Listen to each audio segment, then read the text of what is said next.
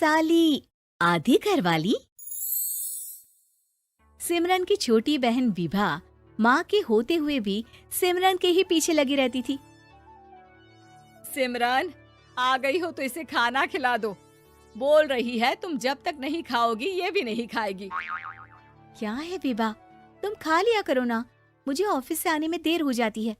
और कोई छोटी बच्ची तो हो नहीं तुम जो खाना भी नहीं खाती हो कि दीदी आएगी तो ही खाऊंगी। हाँ हाँ, छोटी बच्ची ही समझ लो। और एक बात, जब आपको पता है कि मैं आपके बिना नहीं खाती हूँ तो रोज रोज क्यों बोलती हो? अरे क्या है ये, दोनों बहनें कम माँ बेटी ज्यादा लगती हो। अरे दीदी की शादी हो जाएगी तब क्या करेगी बोल? जब होगी तब की तब देखेंगे। मैं तो दीदी के साथ ही रहूंगी हमेशा। दोनों की शादी ऐसे घर में कर देंगे जहाँ दो भाई हो। खैर, मामला आया गया हो जाता है। एक दिन सिमरन के पापा जब घर आते हैं, तुम लोगों के लिए अच्छी खबर है। वर्मा जी है ना मेरे दोस्त, उन्होंने सिमरन बेटी के लिए रिश्ता बताया है। बहुत अच्छा लड़का है, सिमरन को भी पसंद कर लिया है और कल वो लोग आ रहे हैं सिमरन को देखने अपने घर। सिद्धांत अपने माता पिता के साथ सिमरन को देखने आता है। उसे सिमरन अच्छी लगती है और शादी तय हो जाती है। सिद्धांत की माँ कहती है, अब तो हम लोग ले जाएंगे जल्द ही अपनी सिमरन को यहाँ से। अरे हाँ हाँ, क्यों नहीं, आपकी ही है अब तो हमारी बेटी। दूर खड़ी विभा सब सुन रही होती है। अब तो दीदी की शादी हो जाएगी, फिर तो वो चली जाएंगी। दीदी के बिना मैं कैसे रहूंगी? कुछ न कुछ तो करना ही होगा जिससे दीदी की शादी ही ना हो।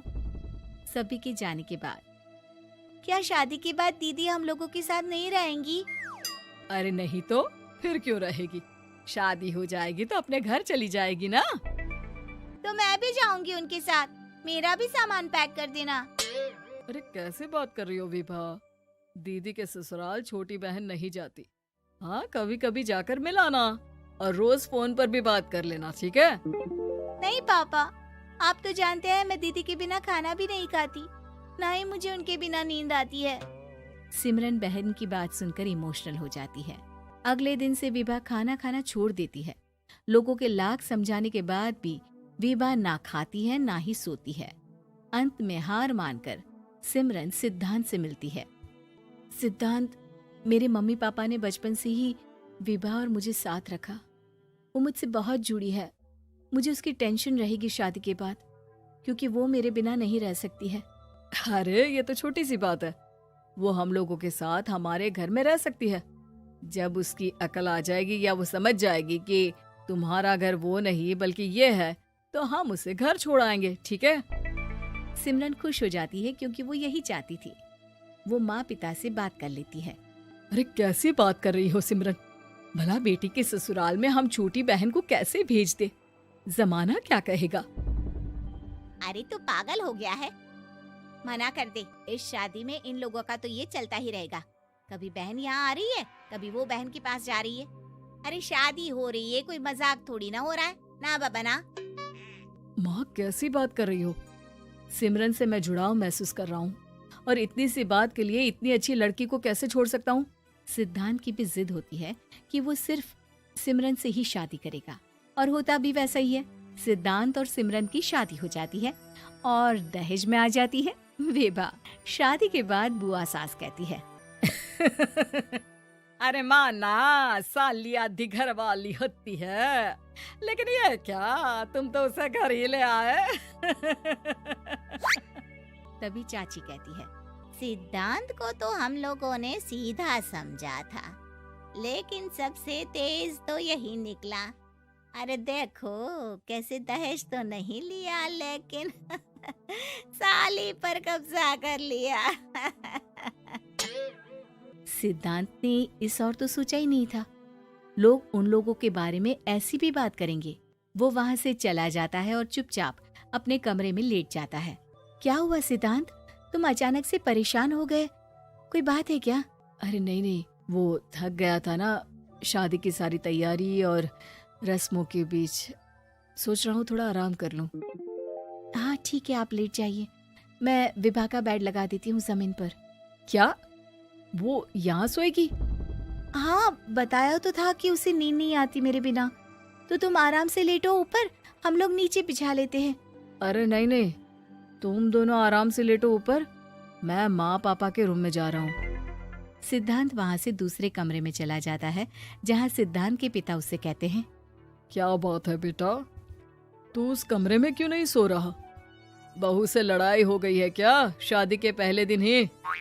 अब नहीं पापा, वो दोनों बहनों को बात करनी थी और मुझे नींद आ रही है, तो मैं यहाँ सोने चला आया।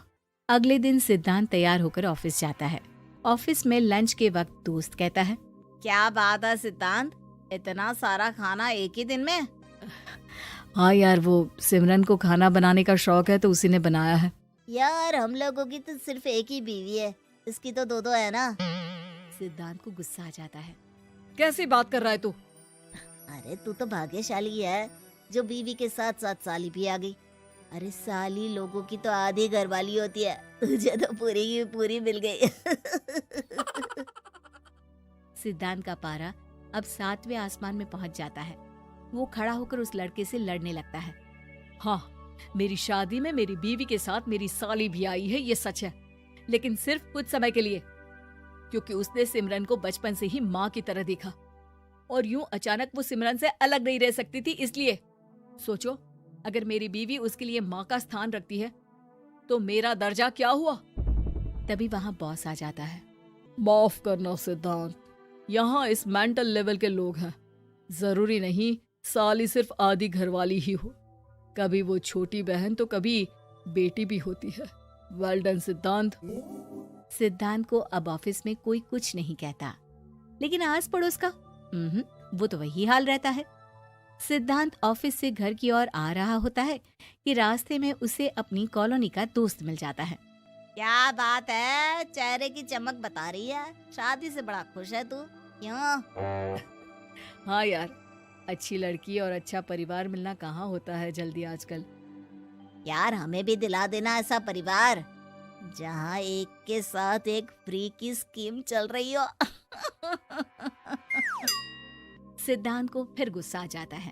वो दोस्त को मारने के लिए हाथ उठाता ही है कि वहाँ विभा आ जाती है। अरे जीजू, रहने दीजिए ना, ये लोग नहीं समझेंगे कि इंसानियत क्या होती है। ये सच है कि दीदी से कैसे दूर रहना, ये मुझे पता नहीं था। आपने मुझे दीदी के पास रहने का मौका देकर ये समझने का मौका दिया कि लड़की का असली घर उसका ससुराल होता है। मैं समझ चुकी हूँ, मैं जा रही हूँ जीजू, लेकिन मैं खुश हूँ कि आपने मुझे अपनी छोटी बहन समझा। सभी उन लोगों को देखकर ताली बजाने लगते हैं। विभा अपने घर चली जाती है और सिद्धांत खुशी खुशी सिमरन के साथ रहने लगता है।